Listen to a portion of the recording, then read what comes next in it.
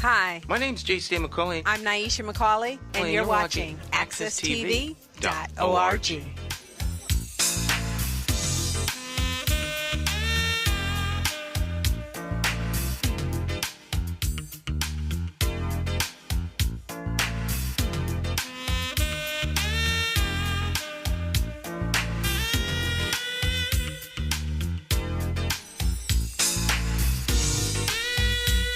All right, my friends, once again, it is indeed time to get our talk on. It's Morning Talk with me, your host, J. Stan McCauley, along with the champions of talk. This morning's talk champion in the house, Jonathan Small.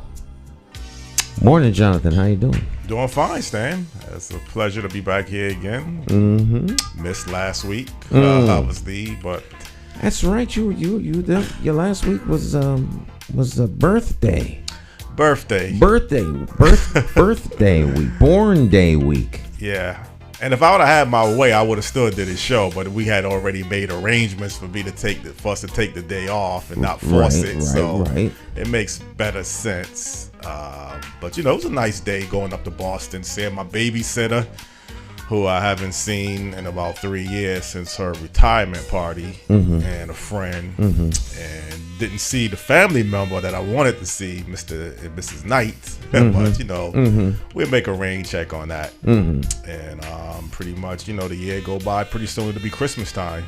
It'll be Christmas in a heartbeat. It's a winter wonderland out there right now.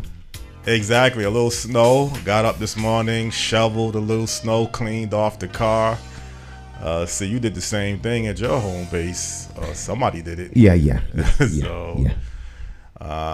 It looks nice though. I mean, it looks pretty. The official shoveler of snow came by and. Oh, okay. I didn't do it. You didn't do it.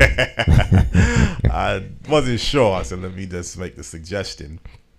But I got up. Obviously, I'm up on Monday mornings getting ready to do the show, and I'm up anyway.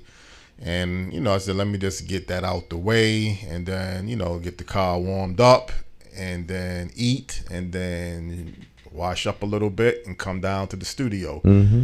And a couple good I don't know if it was a good football game, but a couple blowouts yesterday. The Buccaneers, man, they just blown away. It was so bad they had to take it off. Yeah, and we switched to a more progressive game. Right, and actually the Eagles-Giants game was almost the same way most of the game, or getting closer towards the end. The Giants just couldn't do anything against the Eagles. And the Dallas Cowboys, I was nervous with that game. They was barely able to make a comeback. Kind of makes you wonder, though, can they beat the Eagles in a couple of weeks? No. Yeah.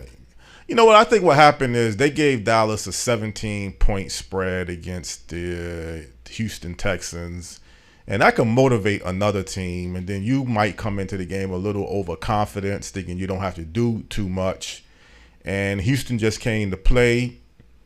Dak Prescott made a couple turnovers, which definitely worries me a little bit, because you're not going to be able to get away with that against the top teams. I think he had 2 or 3 interceptions. And but the Eagles look like they could be the best team, or the 49ers. I mean, the 49ers. No. The Eagles are the best team. What did they do? Win the Super Bowl? Well, I mean, because you even heard the analysts yesterday. Are the Eagles the best team? So as I think right now, it's not that I'm a big Eagles fan. My dad is, but it seems to me like they're the best. Maybe if the whole team walks to the next game on water. Well, they got the best record. They are playing the best on both sides of the ball, offense and defense. So you're right. Statistically, you got to give them credit. It looks like their quarterback could be the MVP. So you're right. I mean, I'm just waiting to the end of the season sometimes you could be so dominant in the regular season, then you make a couple mistakes in the playoffs, and it could take away from your great season. So right now, you're right. They are the best team. Well, what does one have to do? Be undefeated? No, you got to win the Super Bowl. Well, the Super Bowl winner won that contest. Does that mean that they're necessarily the best team? The Super Bowl is not like the World Cup. No. 'Cause the World Cup is the last team standing all the way to the end. I understand that, but I think truthfully, if you ask any football team, would you rather win the Super Bowl and not be the best team, or be the best team and not win the Super Bowl? They'll take the Super Bowl. Absolutely, because the Super Bowl is just one game. Right. And so who wouldn't want to win the game that's perceived to be the best game? However, the best team, that does not mean they're the best team. It means they won the Super Bowl. They get to go to Disneyland. That's true. Most times, though, the best team, I guess you could say football, usually the odds are that they would win the Super Bowl, but it's because it's a one game. It's not like basketball or baseball where you play a 4 out of 7. Right. Now, that would be a Super Bowl. You know, where it's a 3 games in a series or something like that. Is you have to win, you know. I don't know. But you know, you could get a wild card. Like, you could really be a bad team, win a wild card, and then still get in the Super Bowl. Is that correct? That actually has happened in the past. You've had wild card teams win the Super Bowl. So it's rare, but it has happened. Usually the team that wins the division, either the first or second seed, usually wins the Super Bowl. But there has been situations where wild card teams has won the Super Bowl, but usually the team that has the best record or the top records and wins the division. Because keep in mind, you still have to play your divisional playoff game. You have to play your conference championship game. So there's 2 games that you would have to play if you're not the wild card team to get to the Super Bowl. The wild card team will play 3 games total. So you got to still look at that into consideration too. College football is going to going towards a bowl tournament where you have 4 teams playing, and then the top 2 teams will play in the bowl championship. But just keep an eye on a couple weeks. You know, that Eagles Cowboys game, that's going to be a big game, probably the biggest rematch of the season. But I am a little concerned with how Dallas played yesterday. You can't take that, even though it was a win. Is how they won. You know, they didn't execute like a dominating team should do against a 17-point spread. But maybe the Texas wasn't that bad. But I know we have a guest. I don't want to. We could probably tie up the whole show on this topic. Yeah, we can talk about Super Bowl and football later. So that brings us up to date on our football analysis for the week. No, let me stop. It is Monday, which means we always have a special guest. So if you're not watching this live, you always got to tune into the Monday program. Find it and tune in, because we always have special guests joining us at the top of the week to bring us needful information. They're always experts at whatever field of endeavor they're in. So Jonathan's the official booker of guests, so we'll let him have the honor. Well, good morning to people out there on Morning Talk Live with J. Stan McCauley Talk Show. This morning we have a very interesting guest, but a very mover and shaker, who has done a lot over the past 15 years since he's been in business, I believe. And I think he brings a lot to the table and a lot to this particular topic. The guest this morning on Morning Talk Live with J. Stan McCauley Talk Show is the president and managing broker of Easy Street Realty, Georgia, located in the metro Atlanta area, no other than Byron Weston. Good morning, Byron. How are you doing? Good morning. Good morning. Thank you guys for having me today. I hear you guys talk about the weather and shoveling snow. Unfortunately, we don't have any snow outside right now. Right. It's a little chilly though. I think it's probably around 45, 50 degrees, but we have no snow. So that's a good thing. A lot of rain, but no snow. I heard that actually. I spoke to someone yesterday and they told me that down in the Atlanta area. So keep your fingers crossed. Byron, could you kind of let people know a little bit about yourself and background briefly before we get into our topic of discussion? Absolutely. Well, currently, I'm a managing broker and the president of Easy Street Realty, Georgia. I've been president in this current office since 2016, and I have been down here in Metro Atlanta area since 2008. Throughout my career, sold probably over, helped facilitate over $500 million worth of sales volume wise, over 1,000 transactions, mentored over 200 agents in the Metro Atlanta area. And you name it, anything that I am the real estate expert, the go-to person when it comes to real estate here in Metro Atlanta area. So even I have certain agents that have been in the business 30 years and they still call me and bounce ideas off me on certain topics when it comes to real estate. So I've made myself known as the expert in the area. And yeah, I'm just delighted to be here and talk about anything that we need to talk about when it comes to Metro Atlanta real estate or just real estate as a whole on a national level as well. Well, Byron, actually, this topic this morning is more, I guess you can connect it into real estate, but really it's about the new migration and the patterns, how the migration has shifted over the past, let's say, 50 years, I believe. We're getting close to probably a little bit past 50 years. The first migration was the South migrating to the North, I believe, from 1910 up until about 1970. And then over the past 50 years, there's been this new migration pattern that has started to accelerate of people from the North, Midwest, and other parts of the country moving to certain states in the South, just like yourself, actually. Do you kind of know what exactly has fueled this new migration to the South, in your opinion and expertise? Well, I look at two separate waves of the new migration. I look at the wave of the new migration, probably I would say around 2002, maybe 99 to 2010. And then now we have another wave of individuals moving down that's probably started around 2015, 2016. The first wave of the migration was, hey, let's go down to Metro Atlanta, or let's go down to Atlanta. We can get a house for dirt cheap. A lot of people thought that the conception was they can actually get this 4,000 square foot house for $100,000. And in some cases that was true in the early 2000s, right after the crash. And then now we have this whole film, music,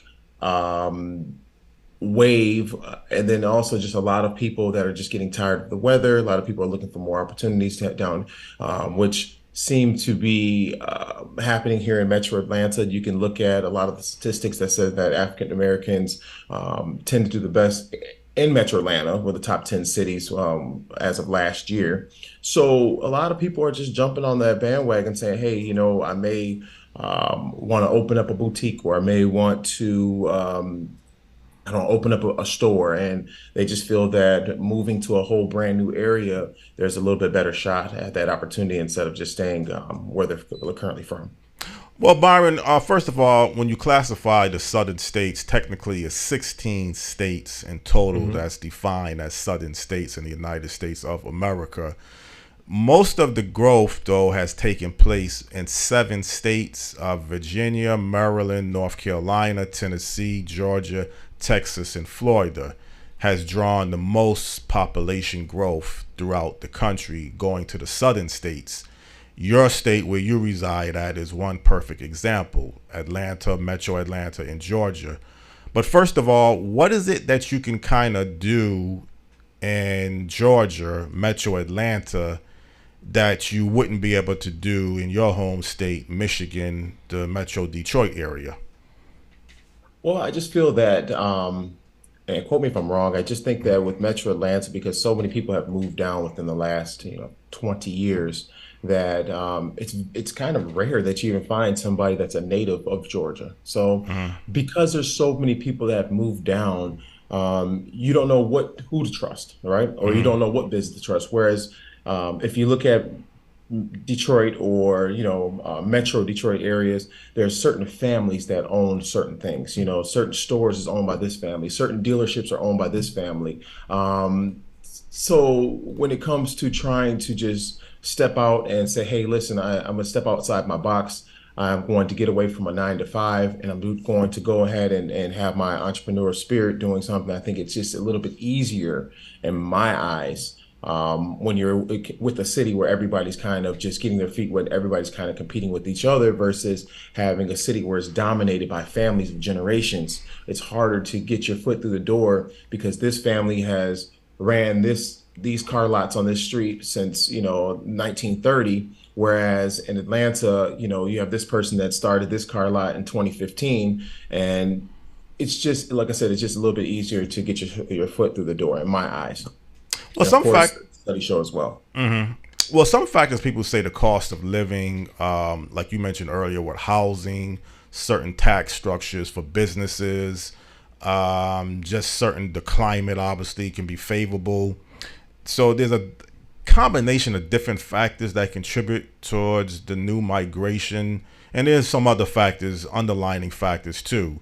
And then if you get into a race issue, because there's a total population base as a whole that's moving to the South. And then if you break it down to different races, then you can look at the black race.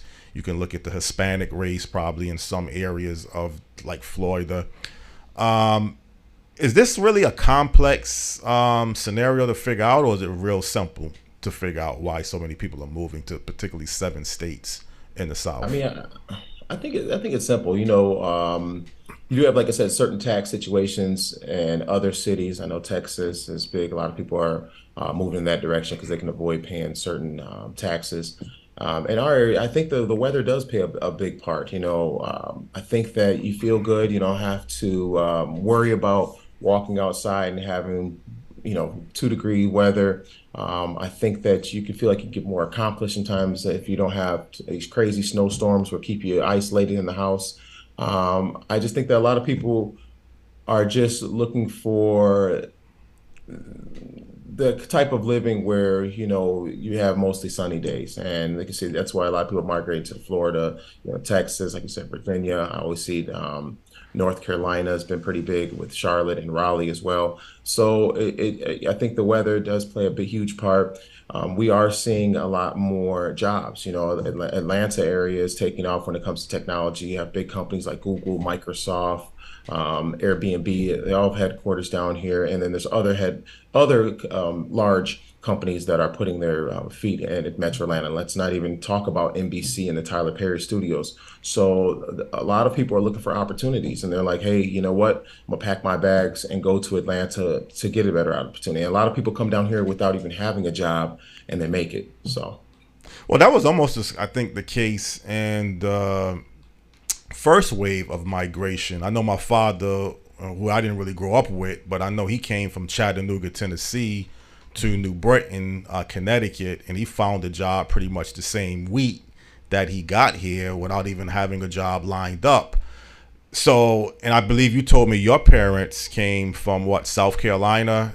Yeah, my parents came from Columbia, South Carolina, in the late 70s, and late 70s, very early 80s, and they migrated to Detroit, Michigan.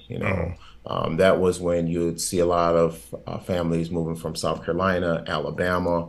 They're all going to work with either with Ford or GM. So we were working with Chrysler, Ford, or GM. Those plants were hiring at mega rates. So they ended up, once they got out of college, packed their bags, jumped in the car, and my dad was fortunate to get a job with Ford. Well, you mentioned though earlier that you have known people or people that have come down to Metro Atlanta even without a job. Would that be fair to say they came down with little resources, little money, or they just came down on their own will? I mean, what is the whole strategy of how people are moving though towards the new migration? Is most people moving with a job lined up, coming to college, having a business plan? I mean, what's the whole scenario of how people are moving actually? I see a lot of people I talk to, they're moving down they're trying to either get job transfers or they're moving down to Atlanta trying to get a job. For myself, I did not have a job when I moved down to Atlanta.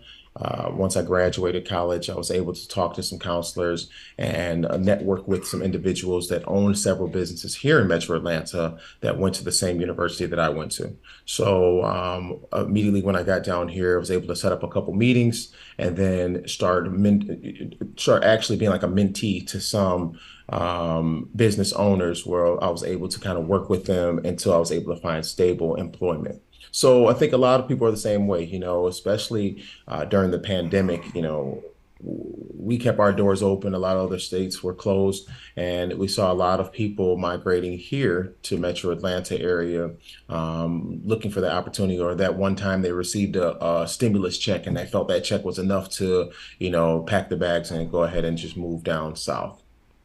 But Steve, again, when you look at the 7 states, the numbers are not growing or people moving in high numbers to, let's say, Mississippi, Arkansas, West Virginia. So even though you can say it's the warm weather, it's a lot of other low cost of living, there still has to be something, I think, unique, or not unique, but something that's really driving, like a driving factor of why 7 key states are really drawing this new wave of migration.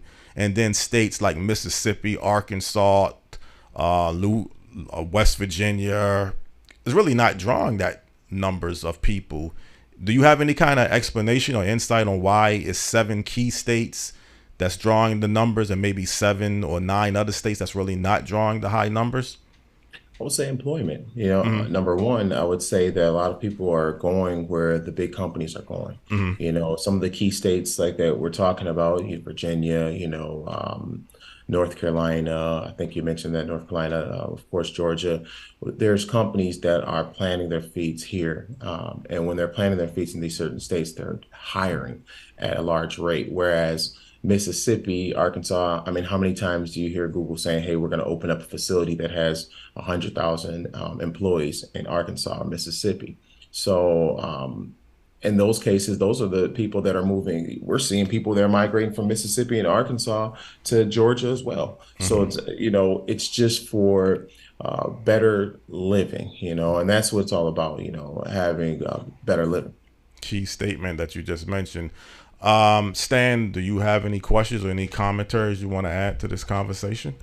Well, the one thing that I was kind of thinking about, he actually addressed, which was the pandemic, and people. It seems as though people move to opportunities, and you talk about the first migration, lots of opportunities, specifically, or primarily rather, for African Americans, people of color, black folk moving north. And now with, I think, the warm and fuzziness of the north wearing off, people start to go back home. Right. And there's a lot of opportunity. But people move, it seems, towards opportunity. And so my question was, like, in what way did the pandemic affect that?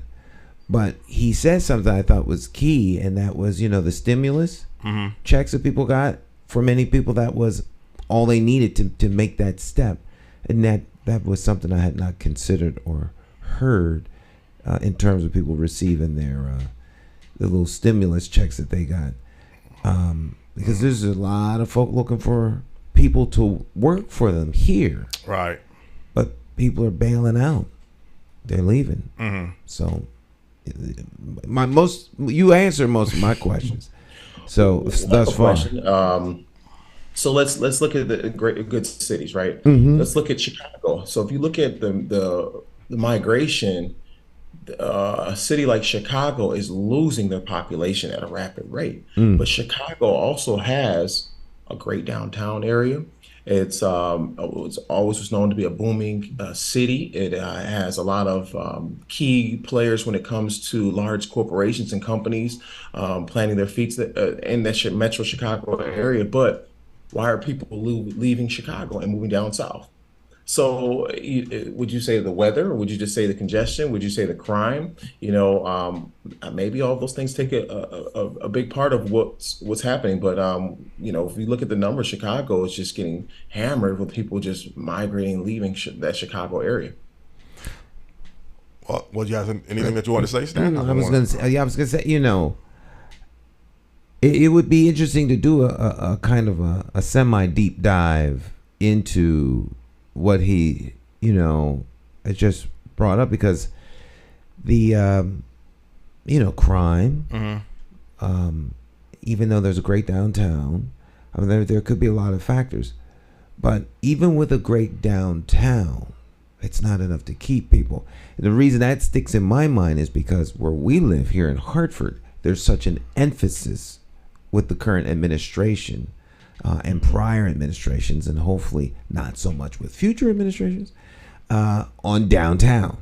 Like, if you build it, they'll come. But there's got to be more that keeps people. We're going to blow through this break. Okay.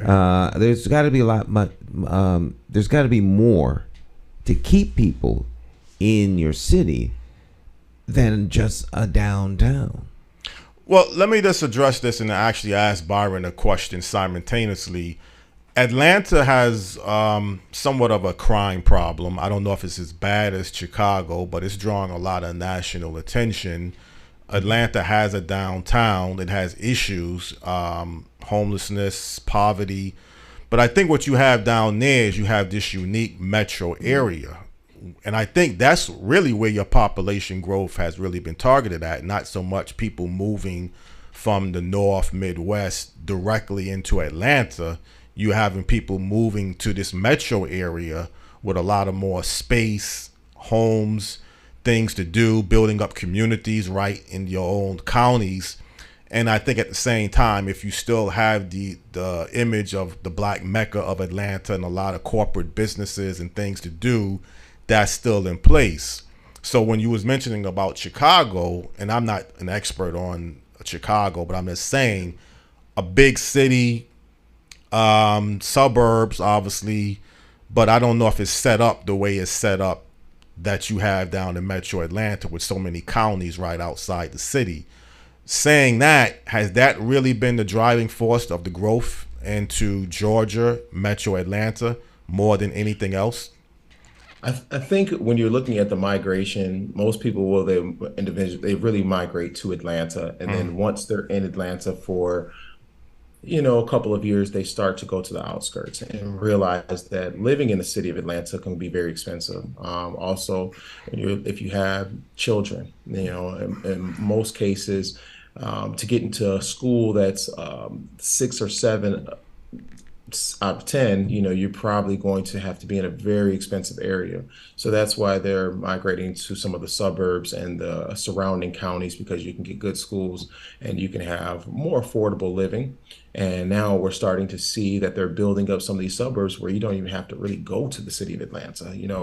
I live in Gwinnett County, which some people may know about. Gwinnett County is one of the largest counties in Metro Atlanta, and the growth has exploded within the last 24 months in Gwinnett County. I mean, as far as politics, far as everything, it's just infrastructure. We're actually starting to see companies have their headquarters in the Gwinnett County area. So to answer your question versus some of the other things, I think that in a whole, most people can come down to Atlanta, and if you have a drive, you can get a job within 7 days. I mean, it may not be your dream job. It may be a job working in a restaurant, or a job working at a bar, or a job working at a call center. But I'm pretty confident if you move down, you can get a job in 7 days. And I'm not sure other areas across the country you can get a job that fast. I know in Chicago, and I'm just talking about Chicago, I know in certain states there's unions.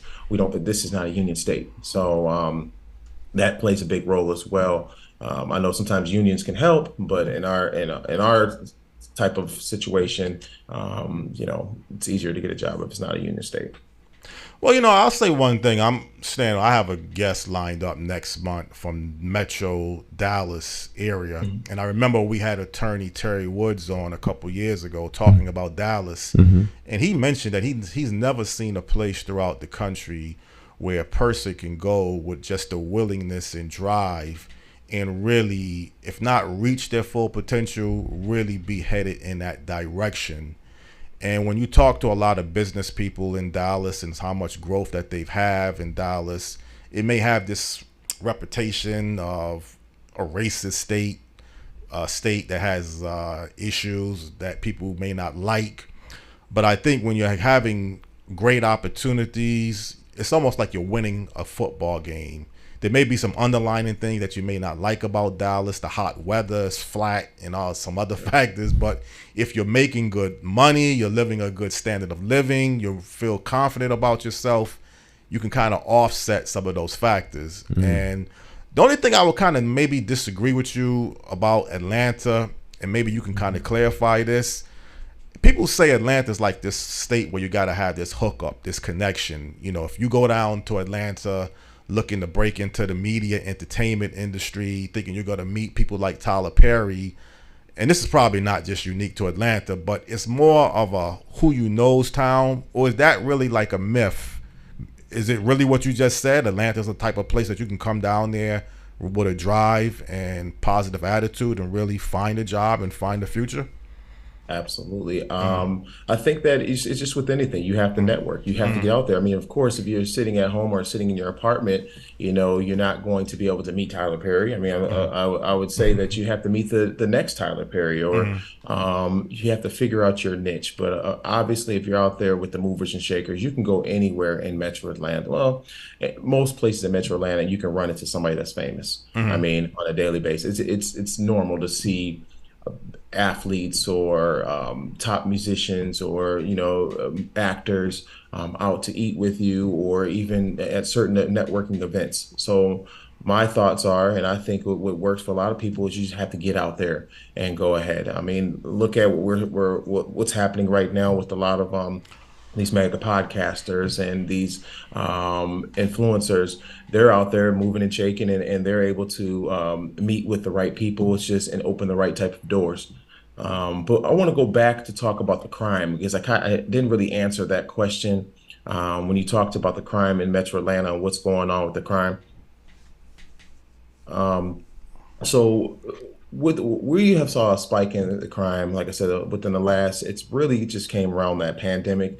And I think that a lot of the crime, what happened is a lot of people were coming to Atlanta because we were open and other places were closed, and they were preying on each other. You may have one group that had a certain type of drama back at home, and now they've relocated to Atlanta, and now another person from that same town is relocating in Atlanta. Now they're fighting or causing a lot of issues. And then we also have an issue with children. We have a lot of teenagers who have no guidance that are running the streets late at night, and some days gone for days. And these teenagers have, like I said, no guidance. So they're causing a lot of issues where they're, carjacking, they're, involved with certain gangs, and that is a big part of our crime. So I just think that if we can work on programs for the teens or the children's, that will help the crime issue. And then also, if we pay attention to everybody that's moving down and realize that just screen them more. How can I say that? But it's just pay attention to people that are relocating down, because they're the ones in a lot of the cases bringing a lot of the crime to our area. Well, see, the thing about it is, I thought if you're going to be, and I guess you got different ways that people are moving, but I would think if someone is moving for a better opportunity, looking to buy a home, they wouldn't be the classification of people as criminals. But I guess you got other people moving too, that is looking for other factors. I mean, they may not be looking for a job. They may be looking for the underground economy. So Atlanta has this reputation, if it's not a reputation, that it's an all-night party town. There's a lot of drugs distribution that goes through that part of the country, human trafficking. So, again, I don't want to take this show into that type of area, but I think when you're saying people are moving down and they're bringing some of the problems, that kind of is telling me that everybody that's moving is not moving the way people think they're moving towards being a productive citizen, towards buying a home, towards looking for a better opportunity. Is that kind of what you're saying about some of the factors of people moving? The ones that are actually doing a lot of the crime. There are a lot of people that are moving down that, like you just said, they're looking for just to better their career, and they want to buy a home, and they want to get an affordable home, and they want to raise their children down south. They want to raise their children with good weather. So yes, you have a lot of people like that. We see, well, in my profession, I see a ton of people that relocate from New York. New York is probably one of our number one spots where people are moving and moving to Metro Atlanta area. And like I said, if you have that drive, you can do really well. I can't even name how many African American millionaires I know. And I feel that when I was in Metro Detroit area, yes, I knew several African American millionaires, but there's no comparison to the ones that I know now. And not only that, how fast that they were able to establish that wealth. We're talking, 2 to 3 years and they're multimillionaires, whereas, Metro Detroit area, sometimes you have to work 10, 15 years to get that right idea to become that multimillionaire. Well, that's again telling me that maybe the South has surpassed some of your northern and midwestern states. In the past, it was totally different in the first migration wave, because you had the industries up in the north and the Midwest, the factories, and you even had unions opportunities. So you just felt at that time span, like your parents probably felt as well, that there was just better opportunities that you could seize in the north and the Midwest, California also, that you couldn't do in the South. But if you're telling me you're able to run across people that can become millionaires or close to becoming millionaires in a shorter period of time, there has to be something that the South and those states have, like you just mentioned, that the Midwest or the Northeast just don't have, or just not available. And again, I don't want to take this into a different direction. And man, Stan, we can talk about this even after, but I can also bring it up now. I think the report indicated that in Connecticut, you only have one black mayor and maybe 2 other minorities out of 169 cities and towns. Did you see that article a couple of weeks ago or last week, that report that Dan Herr has written from the Hartford Courant? I'll have to check it out, because I did not see that. I knew that in the big 5 cities that there are no black mayors, but I was unaware that throughout the whole state that there were that few. That few, and I'm saying it's not. And I think in Atlanta you haven't had a white mayor probably 40 to 50 years. 40, at least 40 years. Yeah.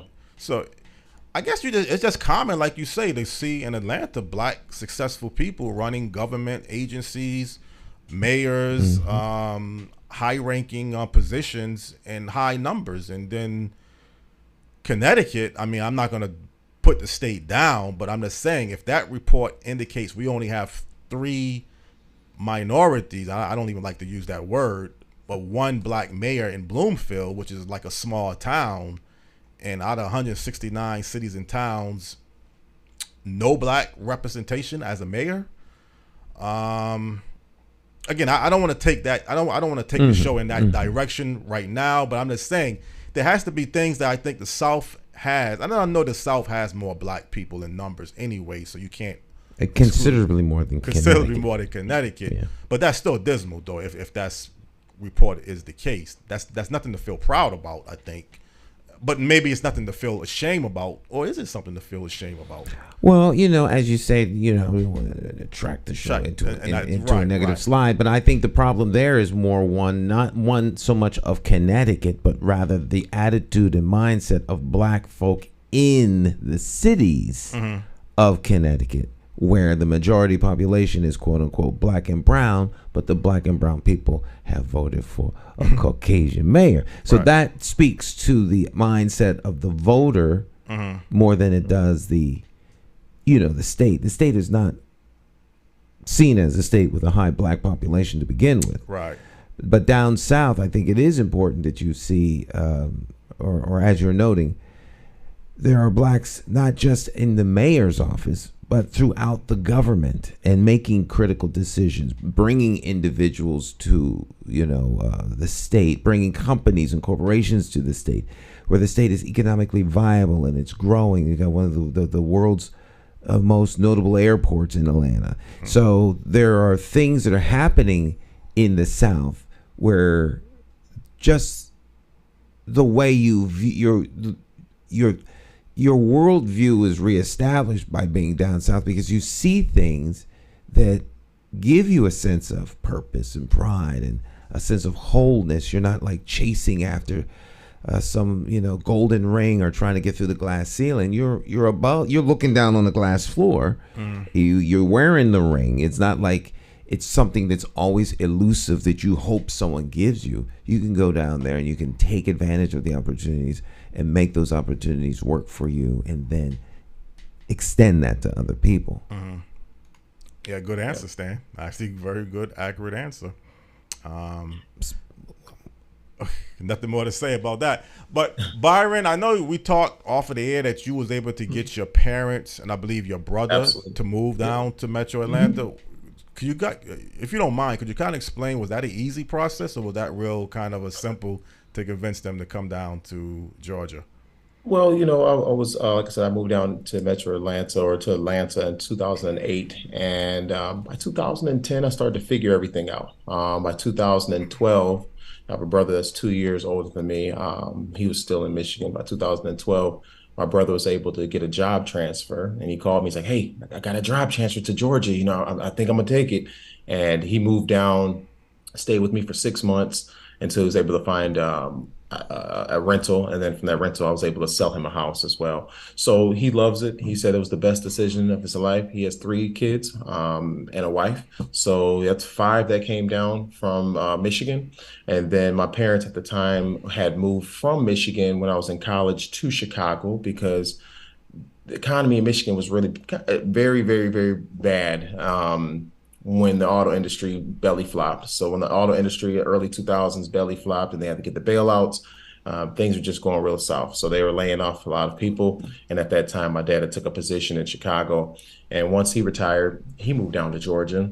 I was able to sell them a house. And, it's just everybody likes it. One thing that I want to backtrack on, why I think that makes Atlanta such a great place, is people tend to stick together. And then the motivation, when you're driving around, you're seeing all these Bentleys and Ferraris and Lamborghinis, and that kind of motivates you. Sometimes you need that motivation. It's like that extra push that, hey, I can see this other guy driving a Bentley and this guy driving a Rolls Royce. I can get that same Rolls Royce. I can get that same Bentley. And I think that once you see it, you feel it, and once you feel it and you breathe it, you manifest it.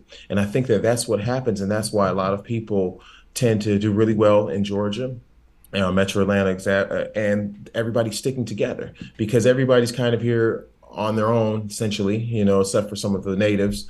They tend to help each other out. If you need to call an attorney, you can call an attorney, and attorney probably won't even charge you just to try to take your case, if that is a situation. So long story short, I think sticking together is a very key and vital part of why Metro Atlanta is so successful. Well, do you see this new wave of migration continuing to accelerate or just continue to grow?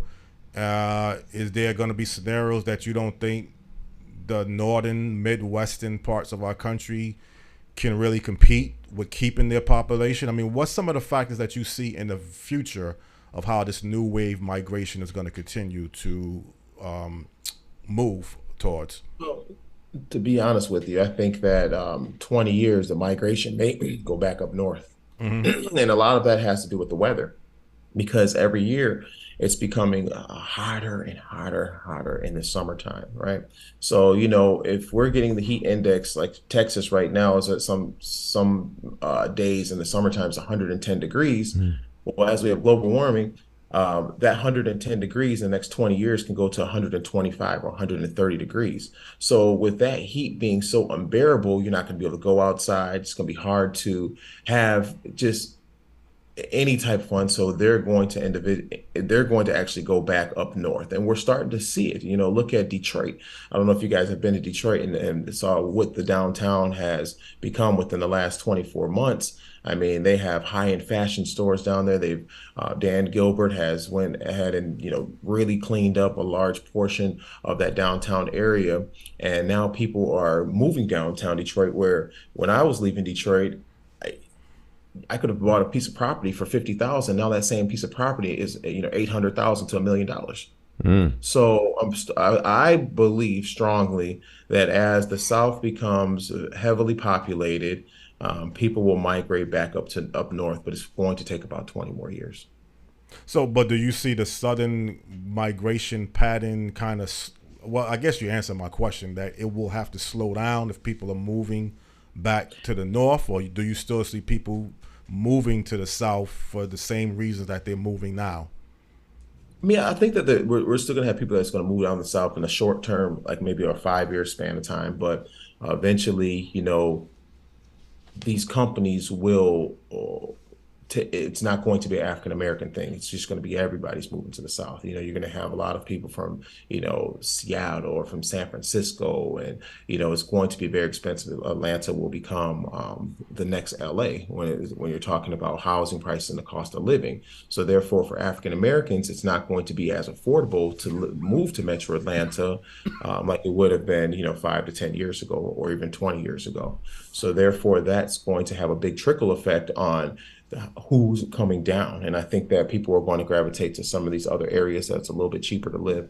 Whereas, you're looking at your Cleveland area, you're looking at your Detroit area, and other areas that African Americans can, plant their feet there and they start a family. But if the rate that we're going and, looking at our housing market, looking at the cost of living, 5 to 10 years, like I said, Atlanta's not going to be an affordable place. I mean, it's not even affordable to live in Atlanta right now. Well, I was just going to ask you that question. I hear reports right now that it's very expensive to live in the Atlanta city proper, and it's even getting more expensive outside. But I think, Byron, it's like anything else. If you have a good quality and good factors of things to do where people want to be at, I mean, I've heard reports that, to live in Alpharetta, you got to have almost a 6-figure salary because it's just a great business climate. It has a lot of things to do. But if you go out to the boondocks, I mean, some areas that's not that populated and nothing to do, they will be cheaper. I mean, Canton, I think there's a place called Canton, Georgia, someplace like that. Not much to do like Alpharetta. I mean, isn't that going to still be the same factor? If you have a lot of things to do that people like, it's going to keep the price up comparable to a place that has very little activity? Yeah, I will agree, but we just were hit with the big wave that kind of put us steps back in the middle class, and that was having these hedge funds buy up all of real estate. So yes, you're absolutely correct. Certain areas, Alpharetta, good luck trying to get a house in Alpharetta. You have to have a 6-figure salary. There's no maybe 6-figure. You have to have a 6-figure salary unless you're staying in an apartment, an old apartment complex at that. What's happened in Metro Atlanta within the last 24 months, 31% of our homes were bought by hedge funds. So now a lot of these hedge funds are just sitting on these homes and turning them into rentals. But that's going to have a big effect on the next generation, right? And the reason why I say that is because my kids now have less inventory to purchase a home if they want to buy a home, because the hedge funds are hoarding 31% of the properties. So, and they're hoarding these properties specifically in African American communities, like areas close to the airport or areas maybe far down 20. You guys probably don't know the highways, but they're buying up every house that pretty much would rent for under $2,000. These hedge funds are buying them up. So those are less houses that we can buy. And then if we're bidding against the hedge fund, we're going to lose anyways, because these guys are paying over asking for the home and they're buying them in cash. In some cases, they were buying them with no inspection. It's like, I just want to hold the house. So it's just that will be a big trickle effect on our real estate within the next 5 to 10 years. That's interesting. Now, in what way, how does that impact the community dynamic? with them? Is there aim to maximize profit, or is there something else perhaps behind these purchases? Well, they're looking at the migration as well. They're looking at a lot of people are migrating to Atlanta, and now the banks, since the stock market has kind of been a little shaky, well, we're talking about in the last year, a lot of the banks are saying, okay, well, instead of putting all of our eggs into the stock market, which the stock market hasn't really bottomed out just yet, we're going to hold into real estate, because the real estate market, once the pandemic hit, or recession, somewhat what they're calling a recession, the housing market still has not taken the hit that some of the stocks have taken. So these large companies, JP Morgan Chase just said they're going to buy up, I think, 2,000 houses in Metro Atlanta within the next year. And a lot of these companies and hedge funds are buying them to turn them into rentals. So they want to be your landlord. They don't want you to own property. And the problem with that is, we can print more money, but we can't print more land. So if you're taking all of our houses in all of our neighborhoods, it's just, in some cases, you go into these neighborhoods, they have 5 or 7 houses that are just vacant. They're just sitting there. And they're just, these are houses that should have went to the middle class, or people that really are going to use that house for their family. But they're letting the hedge funds buy them. Now there's a bill that will get passed that hedge funds cannot own more than 100 homes. So hopefully they can pass this bill, and that will stop certain things, because like I said, right now, you have companies that bought up thousands and thousands of properties in Metro Atlanta. Wow. Yeah. So, I guess it's almost the old saying. I guess the grass looks greener from the other side of the fence. And certainly we talked about some good assets that the South have with this new migration pattern, but there's also some realities that still exist from what you're saying with the hedge funds buying the property and turning them into rentals. I think, in my opinion, you're going to have a wave of people moving to those 7 key states in the South. But they may start to look at the other states and saying it may be more affordable to move to Alabama or a Mississippi. It may not be as attractive or appealing as Georgia, Atlanta, Charlotte, Dallas, Houston. But if you're forced to do something that you just can't do, and this is your best option, I think people will start at some point to look at other states in the South. But I don't know if they're going to be able to draw the population base that the 7 key states have drawn. But I think if housing costs continues to go up and it becomes more competitive, you may be forced to look at some other alternatives, and you may not be able to afford to live in Atlanta, to be honest, or Metro Atlanta, without making a certain amount of money. Absolutely. I'm starting to see a lot of people moving to the Macon area and Alabama. I'm heavily involved in a lot of investments, and I actually help a lot of firms here do their fix and flips. And we're starting to see waves of property in Birmingham, Alabama, and waves of property into the Macon area. So they're already starting to spread out, because they realize that Atlanta's saturated, far as trying to get an investment property, and they have to keep going farther and farther and farther. So I will agree with you that I think that people will start to look at the other areas, and our food crisis. So right now, a lot of people are saying, hey, let's get as much land as we can, because we don't know about this food crisis. They keep on playing with our food, meaning that and a lot of people are starting to say, hey, I want to grow my own food. I want to raise my own cattle. So they're having to go into the rural areas, so they don't have to deal with the grocery stores as much. And I'm starting to see that we will have a national or a world food crisis within the next 5 years. And you can see all the big players like Bill Gates has bought so much farmland within the last 5 years, 6 years, that I believe he's the #1 owner of farmland in the United States as of right now. Well, Byron, it seems like you do your homework beyond just as a realtor. I think you kind of sense the whole big picture, not just one aspect of it, that we do need to deal with the whole, as Jesus dealt with the whole man approach. It's one thing to have a nice house and a nice car and nice furniture, but you need food to eat.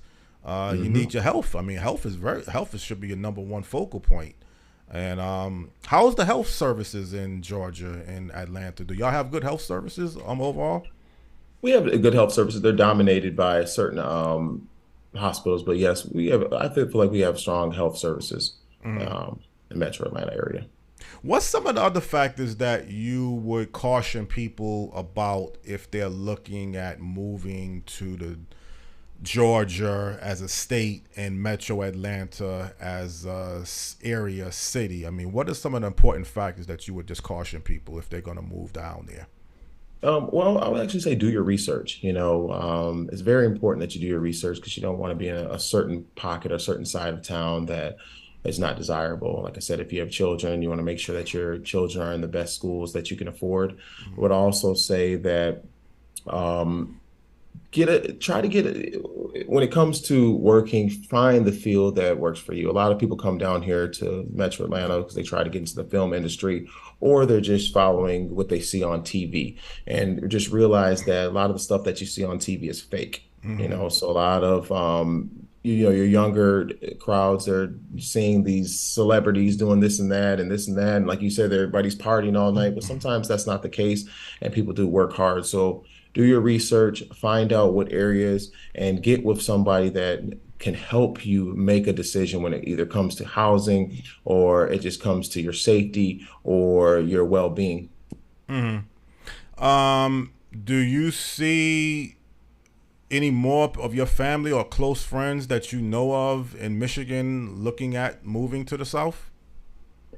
Most of my friends from Michigan live in Atlanta, or some of them have moved to Atlanta, but their parents got sick and they had to move back to Michigan. I see some states like I have some family in Chicago, Illinois, and for some reason they are stuck in their ways. They're not going to move. And then for the rest of my family is literally already down here. I have family in North Carolina and I have family in South Carolina. And because it's so close, they just drive to Atlanta, once or twice a month. But there's kind of staying put in those areas. But I do see a trend of people still moving from Michigan because I have a lot of people that call me and say, "Hey, Byron, I have such and such that's moving down," or have somebody called me last week that's moving down from Indiana. So I still see a lot of people are moving down to Georgia. Which, as far as my family and friends, most of them are already here. Right. Do y'all have, what about the help? Well, I had already asked you that. What about the retirees? Is that going to continue? Because the people say the retirees can do very well in the South. Is that a key factor, or do you still see that continuing as a lot of our retirees moving down to the South? I think the retirees will continue to move down south. It's still the cost of living is cheaper for retirees because we have certain tax brackets that breaks. If you're over 62, you pay like a quarter of the taxes. So, for an example, my parents went from paying $12,000 to $14,000 a year in taxes to $2,000. $2,000 a year, and the house was really valued at the same value. It's not like they had a way bigger house or value way more when they're living in Chicago. I'm talking the same exact value on the house, and they've shaved off about $10,000 a year just on their taxes. Byron, I think we're out of time. I'm hearing our theme music. I guess we're running out of time for this particular segment, and there could possibly be a part two and another different topic. I think you bring a lot to the table. I mean, we've talked about having you on over the past month or so, a few months or so, and I'm glad everything kind of worked out. I don't want to get into this, but I mean, this was like a very last minute almost, but no, I had planned to have you on at some point, but I didn't realize it was going to be this Monday. So again, I'm still glad everything worked out for yourself, and I was very privileged to be able to listen to what you had to say. You're a very informative, articulate person, and I think you brought a lot to this particular topic in this show, and I really appreciate that. Well, I appreciate you guys for having me. I would love to do part two. And like I said, just have a little bit more planning, a little bit more time. And like I said, man, you guys get out there, don't shovel, don't get caught in too much snow. Right. But like I said, man, if you guys have anybody that's looking to move into the Atlanta area, please feel free to reach out to me at any time. Will do. Right. Okay. Thanks for joining us. I look forward to part two. We talk about go into a little bit deeper about the mindset of people and what makes them move around. Right. But thanks a lot. It was great to meet you, sir. All right. Thank you. You guys take care. Have a great day. All right. Okay, God bless same you. here. All right. Dynamite. Yes, Dynamite. I mean, had a topic, had a guest lined up for this Monday, and had a death in the person's family. They couldn't do the show. You suggested, what about Eric Coleman? And I said, no, I got my mind on somebody else if he wasn't available. But it was a good suggestion. If you needed a guest. Yes. I mean, I really appreciate that. And it's something about, I want to talk about Eric Coleman. He made a statement I put on Facebook, and let's, I guess, take this break out. All right. We'll take a short break. And we'll be right back. Don't go anywhere. Stick and stay. Morning Talk. Okay.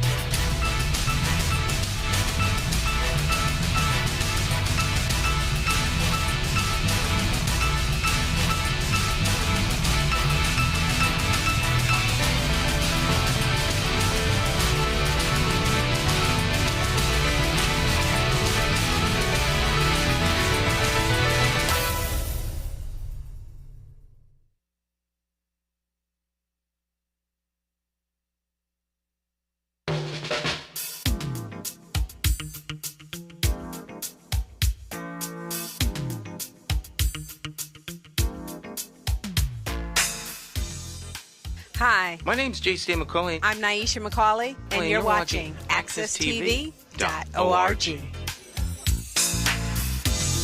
Oh, yeah. There it is. It's a look of what summer looks like. A little taste of spring. Spring, yeah. Well, it's a little ways off. It's Morning Talk. I'm J. Stan McCauley along with Jonathan Small in the house, Studio 1A. Every Monday, Tuesday, Wednesday, Thursday, Friday, Saturday, Sunday, 8 o'clock, tune in for Morning Talk. And then 8 p.m., tune in for Morning Talk. So Morning Talk in the evening, Morning Talk in the morning. Yeah, definitely keep it going. Keep it going. Yeah. And, makes the format throughout the week. People always have a show at some point at 8 o'clock to look at, 8 in the morning, 8 at night. And, You get caught up on things happening locally. Share with family and friends. Well, I mean, as I mentioned before the break, I put this out on Facebook. I got to be careful what I put out. But, I have my facts in order. I can't document the statement that I heard this on. But I know there was Eric Coleman, who's running for mayor of Hartford, was on a few shows last week. And it didn't come out of his mouth directly, but it was, I guess, suggested that if he became mayor, Hartford would look at possibly paying some gang members or some criminals not to engage in crime. I think Richmond, California is what I put the other story on, that they got some pilot program or some stipend program that was implemented, that they pay certain criminals or gang members or people coming out of prison not to engage in crime. And I think it was $1,000 a month. I don't know how many in numbers, and I don't have all of that facts, documented in place to really elaborate. But I know, do you think that's needed though? Do you kind of like that idea, even as an idea, to pay people not to engage in crime? Do you think it's something that should be looked into, or what's your take on that? I think people engage in crime need to go to jail, not to the bank. Not to the bank. Yeah,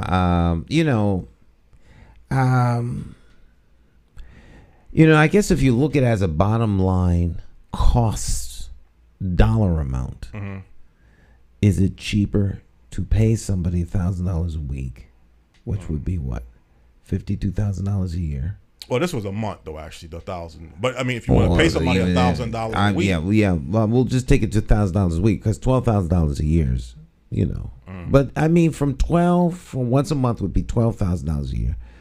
Once a week would be $52,000 a year. What does it cost to incarcerate someone a year? So as a bottom line number, it may be cheaper, but then you wind up having everybody go into crime because that's where the money is, where then they are paid not to commit crime. Right. So, people will take the path of least resistance to get the things they want. I think criminal attitude is not motivated necessarily by money. It's motivated by a criminal mindset. The bandit takes from you and adds to their pile, and you take a loss and they take a gain. And so I don't think that's a good idea. Although I did see a news segment where he was talking about crime. And he said that we have to try, I'm paraphrasing it. He was suggesting that new things be tried. And then he said, for example, or for instance, in California, they're doing this. That is something that we might,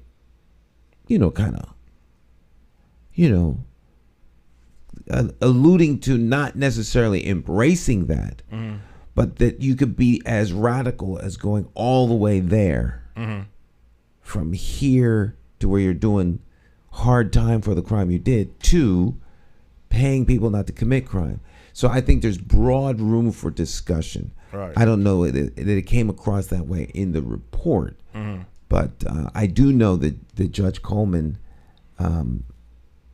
is on record as stating that being a judge, he appreciates and understands that some people need to be in jail. Right. Bottom line, period. So he's not soft on crime.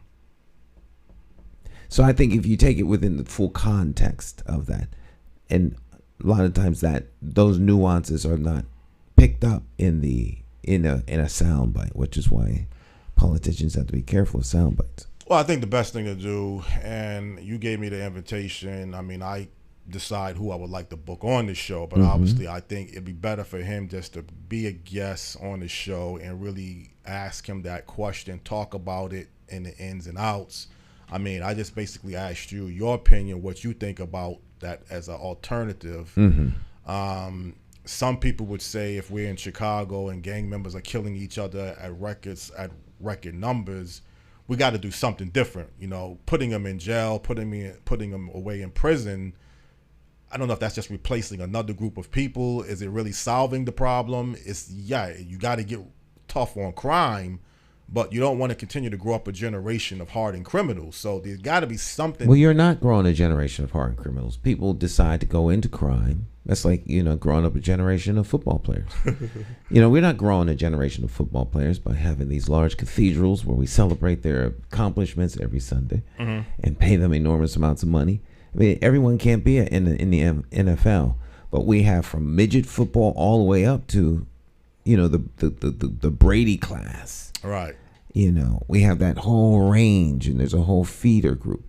Well, everyone even there doesn't go out and play football. People choose crime.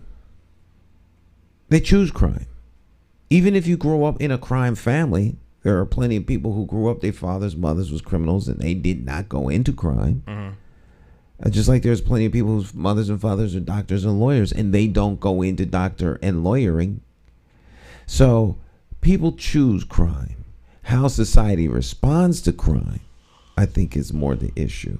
Are we going to allow crime to just go unpunished? Are we going to make excuse for folks who commit crimes because they're people we know, or we have a soft heart for the criminal? I tend to be more biblical toward crime.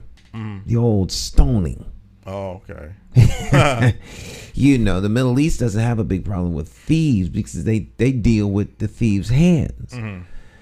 Singapore is another place where certain attitudes are different as it relates to crime.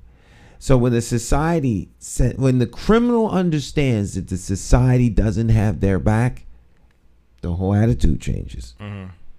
So I think the path of least resistance, people who want to take what you have and move it over to their column at your expense, this is where the criminal manifests himself. Well, negotiating with criminals, like what President Joe Biden was able to negotiate what Russia to the release of what Brittany Griner, the basketball player. I don't know if you want to use that as an example of negotiating. Brittany was technically incarcerated as a criminal, even though you may look at the crime that she didn't really deserve the sentence that she was sentenced. But someone from the top, the president, was able to get involved and saying, if you release this prisoner from Russia, we'll release this prisoner that you have here in the United States. And sitting down with a guy that is frustrated and he's willing to be a threat to society, but we don't want to continue to see this person gangbanging, shooting people, robbing people, being a nuisance to society. And you find out what exactly he needs. You decide if there's some type of alternative. He may tell you again, I need $1,000 a week. You don't have to worry about me breaking into people's homes, carjacking people, shooting people. As long as you pay me the $1,000 a week, I'm good. You may say there's something wrong with that picture. I'm going to pay you money not to break the law. So the common solution, I think, would be find you a job. Oh, you took the words out of my mouth. Right.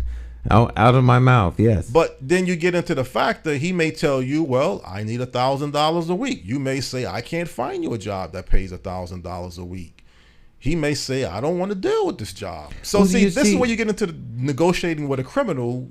He's going to give you different excuses why he don't want to do something. The criminal's always going to have an excuse, and I don't see where we need to negotiate with people who are so myopic in their view of themselves that they're that self-centered that they get to choose how the rest of society needs to treat them in order for them not to break the law. They're not all that in a bag of chips, and until someone's willing to tell them that, they're going to act like petulant criminal thieves. And they no, you don't get to make that decision. I got a better deal for you. You stay your criminal behind out of breaking into people's houses, taking things that don't belong to them, and we'll keep you out of jail. Okay. There's a place for people who can't control their impulse to take other people's stuff. So that's the negotiation process that you would advocate. Right. Stop raping, robbing, and pillaging, and we'll treat you like a member of the society. As long as you don't want to play by the society's rules, you can't be part of society.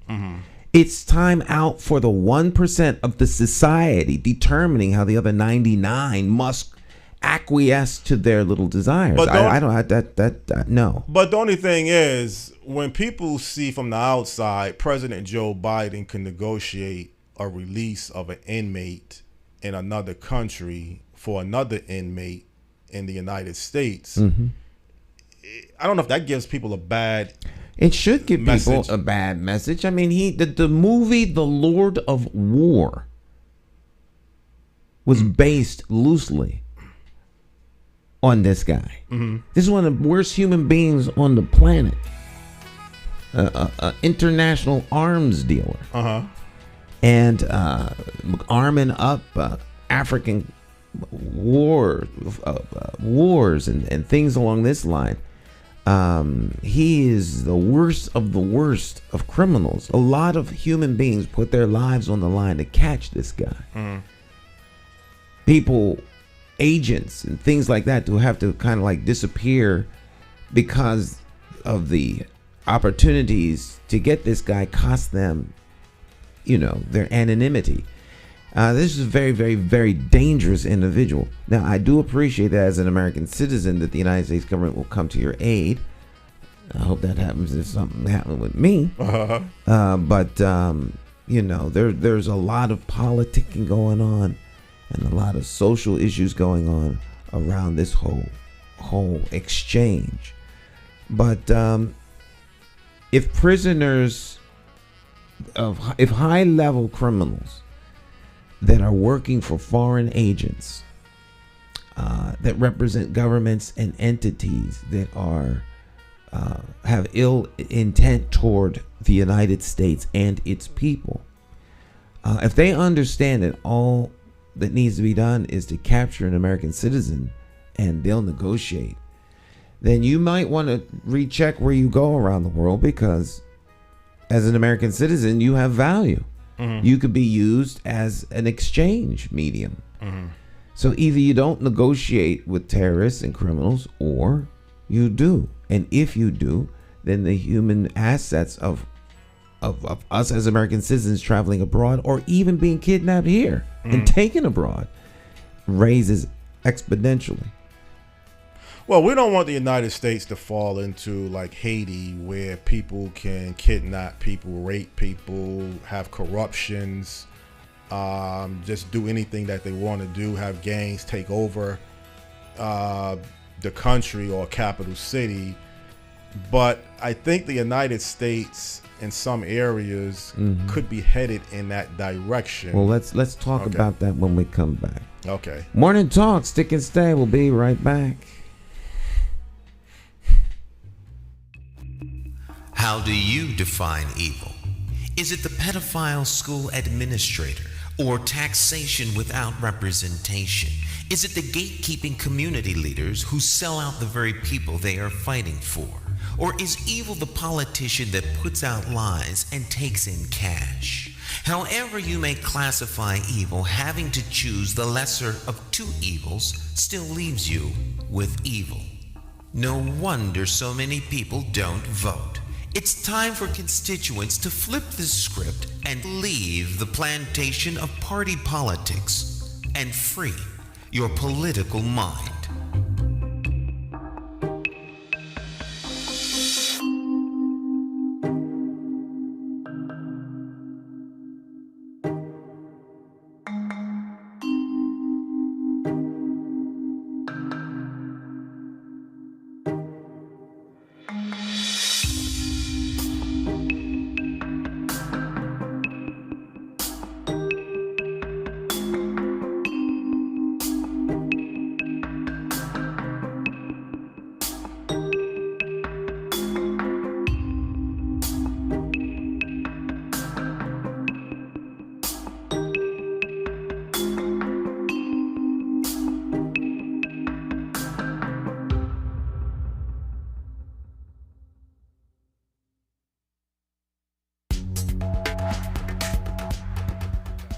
Good afternoon. My name is Nwalki Tete. I'm a parent to a student in Hartford High, and I would say the program was very good. It taught us a lot about how to deal with our kids, how to handle situations. So I would say it's good for all parents to partake if you can. And our coach was very good. She taught us a lot about the Parents University. So I'm so happy and I'm glad I took part in the Parents University. So thank you so much. Love you. My name is Nwalki Tete. Bye.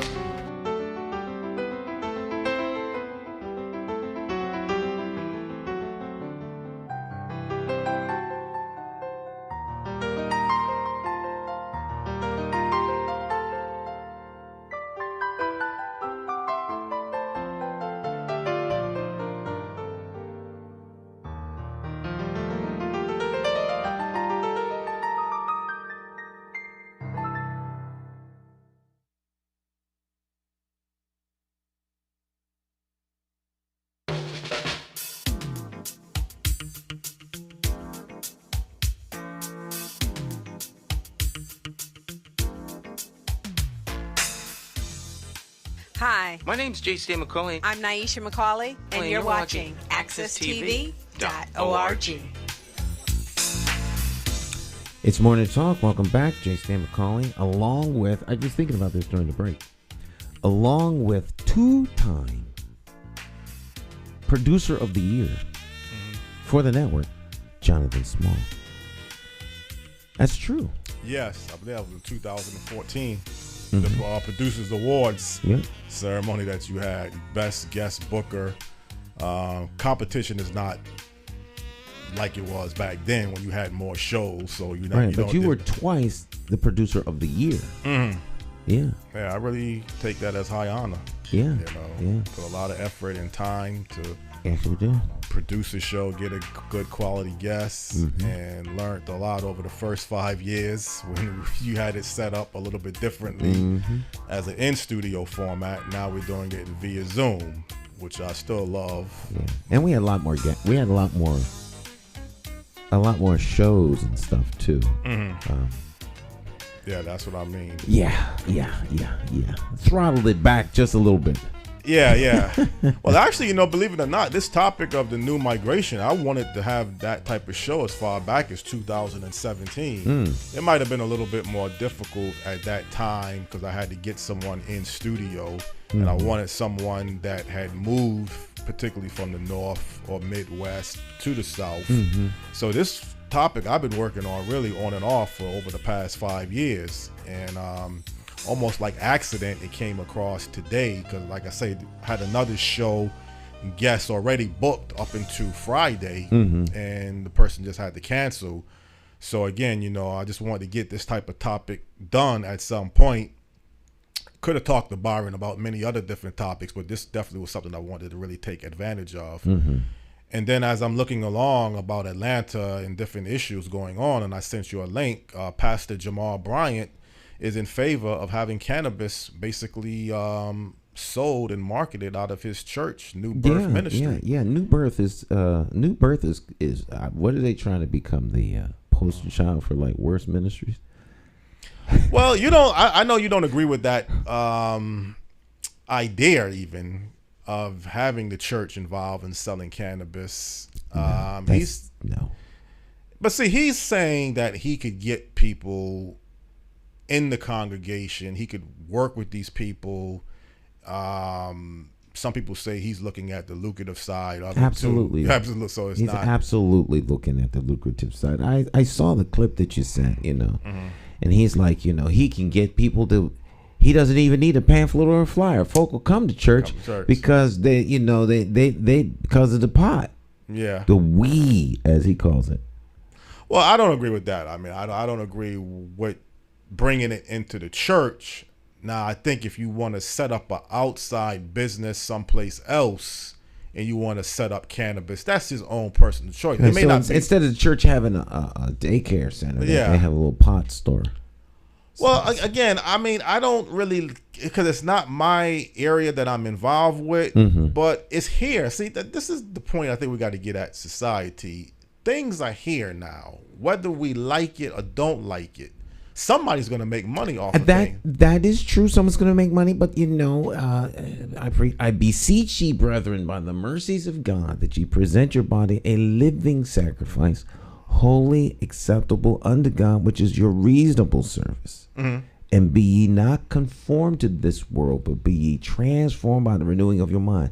Now, just because it's here doesn't mean you have to conform to it. I agree.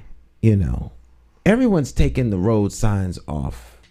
If people are taking off the directions to the road, they're taking off the guardrails. I mean, it's here. We should just take the guardrails off the road. And if it gets foggy, people are going to have to slow down when they drive. Yeah. No. Well, no. The point is, we want to have a better society. Now, how we go about having a better society, we can debate about that. Do we want to legalize to keep marijuana now? It is legalized in Connecticut. So what do? You just let somebody else profit off it? You say it's not for you. You don't think it sets the right image. It's not. We want people to have their own clear mind of thinking. Absolutely. Yeah. You know what people are profiting off of? What? coding. Yeah. Yeah, computer coding. Game design. Game design. People are profiting off of automobile maintenance. Right.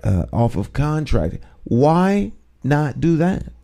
People profit off of everything. They profit off of selling fish, watermelon. People profit off of everything. Why is now the only way to capture profit by selling cannabis? Well, I think some areas requires more technical. It's like, okay, people can go off to higher education. You can learn a vocational trade. So you don't really have to sell drugs. You don't have to engage in prostitution, OnlyFans now, selling your body. But if you're only equipped with this way of thinking you can generate income, you don't want to put the time and effort into learning something else. You figure it's the easy path, buying a product, selling it. As long as I have the money to buy drugs or learn how to market drugs, I think it's just like an easier road for some people to fit into. You could buy Coca-Cola and resell it. Get your little vending machine. And people are doing that. I had mentioned that idea about buying vending machines. Right. They should have cannabis vending machine. Right. Never mind the store and all of this.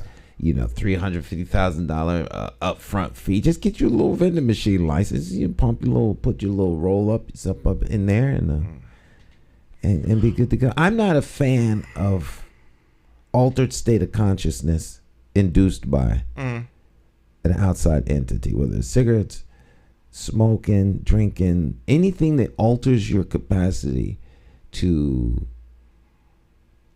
stay sober. Right. Is not for me. I can't speak for other people.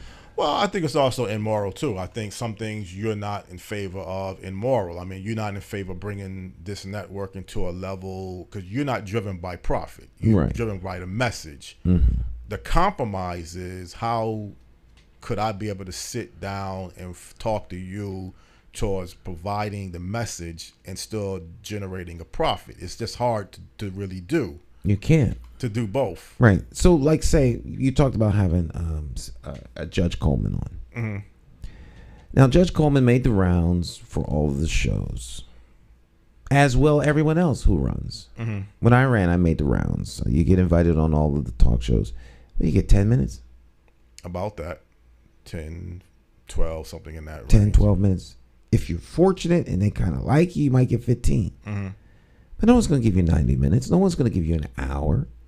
Ask substantive questions where you can actually put your stuff out. They're not going to do that. They're not.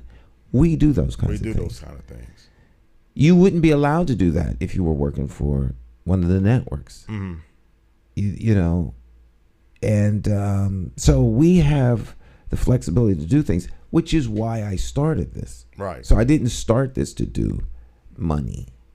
Or I wouldn't be. I would be there. I would be working at NBC or CBS. If that's what I wanted to do. I wouldn't be here. Okay, I agree with that concept. The only thing I'm saying is we gotta almost reach people where they are at. I mean, we may have this expectations that people gotta reach us where we're at. And if Eric Coleman is looking at different alternatives to even sit down and have a discussion, I think sometimes people are finding themselves not even being heard. People who need assistance, people who need certain guidance, they may feel like they're lost. I mean, believe me, Stan, I try at certain times to reach high people. Unrealistic sometimes, thinking you're going to get connected with the governor.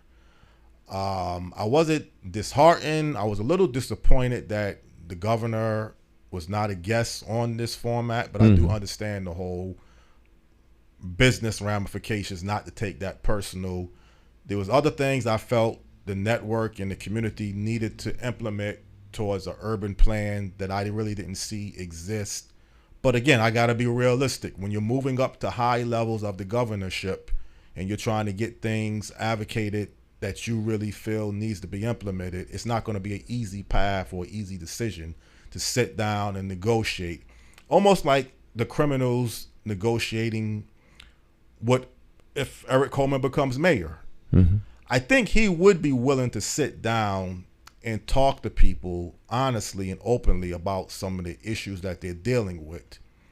I'm saying that to say, when you got people whose lives are at stake and they feel like they're being ignored and basically not taken serious, it could get to your psyche after a while.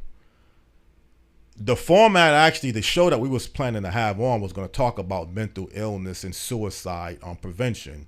We have people in our society now who are under or falling into mental illness issues, suicidal issues possibly. I don't know too much about suicidal issues. That's why the show really would have been an interesting format.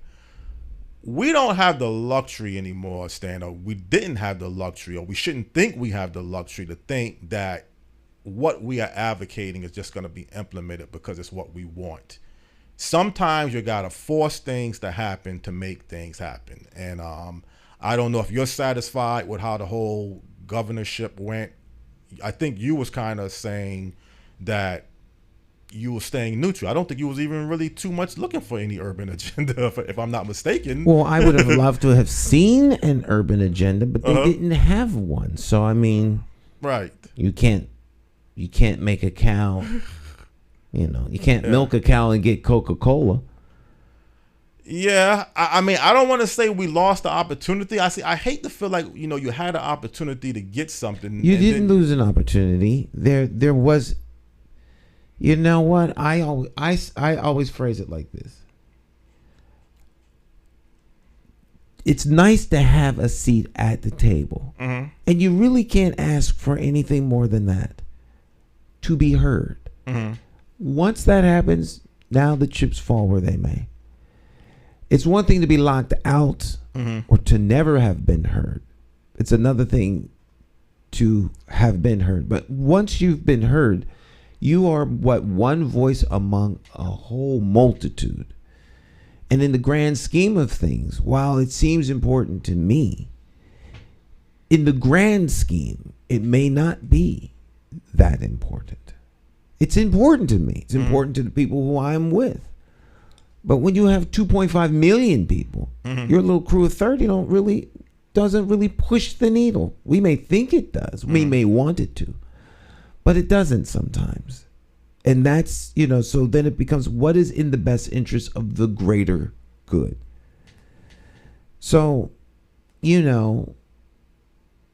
I thought that it would be a great opportunity for the Republican candidate to have a voice here, considering that the Republican candidate wasn't resonating and wasn't talking to people of color, black folk. This would have been a great opportunity, but they didn't see it as such. Yeah. Well, I'm not going to speak for Dr. Claude Anderson's because I'm not at his level. He has experience in working towards an economic plan. He believes in a political plan. But I think if you was to present to him, and we just mentioned earlier about the fact Connecticut only has 3 minorities, again, as mayor out of 169 cities and towns. I didn't know it was that low. Yes, it is. But that speaks, as we were saying, that speaks more to the voters than the state. The state. You're just not voting for people that look. Right. Hartford's mayor is Caucasian. There is no Caucasian majority in Hartford. No. So people just saying that they're voting for this particular person that happens to be a Caucasian. Right. So either they're voting for him because they are in line with his policies, or they have a factor of trust with him. All right. Because at some point, if we are to embrace the dream of Dr. Martin Luther King, then what color people are no longer becomes relevant in the vote. Right. So if the color is relevant, then the people of color are not voting for people of color. That's not anyone's issue other than theirs. Well, again, I mean, I don't know who else is going to be running for mayor here in Hartford. I would assume there's going to be other candidates. There will be other candidates, yes. Right. And I'm not going to say I'm going to vote for someone just because they are black and I'm black. But some people would say a person that has your experience can relate to you a little bit differently. I mean, maybe they may be more sympathetic. Some mayors or people are not going to willing to sit down with criminals saying, oh, no, we're not. I think even you yourself would sit down and talk to people. You're not going to negotiate with a criminal on their terms. But at least you're going to listen. Maybe you might be willing to listen to what they have to say. I will listen to anybody, as is evident over 40 years of covering folks that I don't agree with all the time. Right. I mean, I don't have a problem listening to people who don't agree with me. In fact, I would prefer to listen to someone who doesn't agree with me more than someone who does. I don't need my own thoughts to be validated by anybody. I have enough confidence in my own head and my own thoughts that I'm good with the way I think. Right. I want to hear from people who don't think like me, because if I'm wrong, that's where I'm going to hear it. I'm not going to hear it from people who are agreeing with me. So I think we do ourselves a disservice by not listening to opposing points of view and differing points of view. And so why wouldn't you listen? Right. But some people don't they want to silence anybody that doesn't agree with them. Well, you see, again, I mean, having a mayor that point blank, if I tried to book him as a guest, just is not going to come on the show. Now, it may not have nothing to do with me. It may have something to do with the network. It may have some other factors, but he's just not going to show up as I've tried to book him on. So you talk about the mayor, Lou Broner, yes. I mean, actually, I had Mayor Broner on, but I had him when he was running for mayor, not as mayor. Right. And I didn't like the response I didn't like the way the whole process was handled when I did try to book him on the show, and I kind of felt like he just wasn't going to come on the show. There may be some valid reasons for that. I think there's some pretty valid reasons for that, you know, but he doesn't need to come on. He's the mayor. Now, as a candidate, he came on. He came on because I think it was to his best interest. Absolutely. Absolutely. You know, as a candidate not coming on, that's a little bit different. As the mayor not coming on, depending upon why they're being asked to come on, that, you know. Yeah. Well, I mean, again, honestly, he'll be on WTIC, but that's a whole different format. I mean, you know, obviously he's on 50,000 watt flamethrower. Flamethrower. Yeah, so, you know I wouldn't. You can reach in a different audience doing a different thing. But I think the thing is, you know, people got to feel, and, you know, everybody got to do their part. Don't get me wrong. I'm not trying to give the impression that people don't have to do what they need to be doing. But if your issues are being ignored or you're being played and lied to and you're not taken serious, as you said many times, we may have people that just don't have enough money, but they have good characteristics. They're good people. They just don't have any money. So if Hartford has a high poverty rate and people feel like their interests, or there's not even an agenda to really address poverty in our city the way it would be needed to correct poverty, not just fund more money, continue having more programs, but really try to eliminate and eradicate poverty and then try to move on to other areas. If we're not even really moving in that direction, people don't feel like anything is ever going to happen, they're going to become disheartened. They're going to end up having other issues that's not going to be addressed properly, mental illness, health issues. So I think we're headed in some areas down a devastating spiral. And when I hear at least Eric Coleman is willing to look into other ideas that traditionally would never be thought of, I think that's a good sign. I think it's a great sign. I think that's a sign that you're going to have come forth from many candidates. I do like the idea that you're willing to hear ideas. Respectfully. Hearing ideas is a whole big step away from implementing ideas. Right. So I don't care what you want to hear. I want to hear your plan to implement. So where's the implementation of the idea means more to me than the idea, but the idea has to be there first. So picking ideas out of the sky is easy. how are you going to get it through, considering the pushback to the idea? Right. All right. How are you going to mitigate poverty when so many people in this community and in this area make their living off of poverty? Mm-hmm. Because to get rid of the poverty is to undermine their income. Right. You know. So if Hartford becomes a zero crime city, then there's no need for federal funding to fight crime. Mm-hmm. If there's no need to fight crime, then, you know, police funding goes down. Other monies that come into the city go down. So a lot of times there's no real intent to solve a problem because the problem in and of itself is somewhat beneficial. So it becomes a vicious circle and a very ugly system that feeds on itself. And so we need to look for candidates or people or thought or thinkers who are life affirming, who put people first, as is evident by their actions, not just words, because words are not action. Right. But you just said something, you know, I mean, I was thinking when you were making a statement about, you know, eliminating poverty and crime, you know, I look at Bloomfield, which is a town that has a very low crime rate. I would say a moderate to low poverty rate. And I think they're doing just fine overall.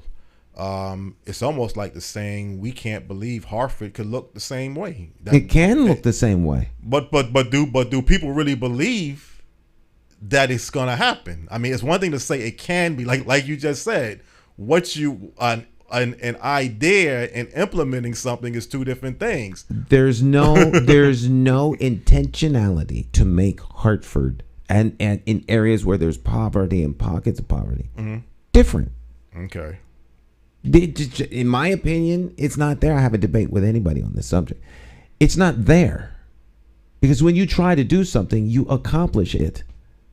We just had a splashdown last night, or just like last night or yesterday, you know, from I think it's the Artemis Project, you know, where they went and mapped the dark side of the moon in anticipation of sending men back to the moon.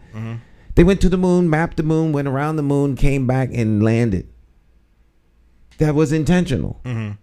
Someone sat down, planned it, made it happen. When you want something to happen, you plan and you make it happen. Well, can the mayoral election and a new mayor be able to implement what you just outlined towards making Hartford a much lower poverty rated city? And if that's what they want to do, they can. You know, people say, well, the mayor can't do all things, and there's a stadium in Hartford that in theory nobody wanted. Right. That they protested against, but it's there, isn't it? Right. Why? Because Mayor Pedro Segarra wanted it. And he did what he had to do and what was necessary to make it happen. Yes. To his political career. Cost him being mayor. So can something be done? Sure. Right. Are you willing to pay the price? That's all. And are you intentional about it? It's really that simple. People do what they intend to do. And conversely, they don't do what they don't want to do.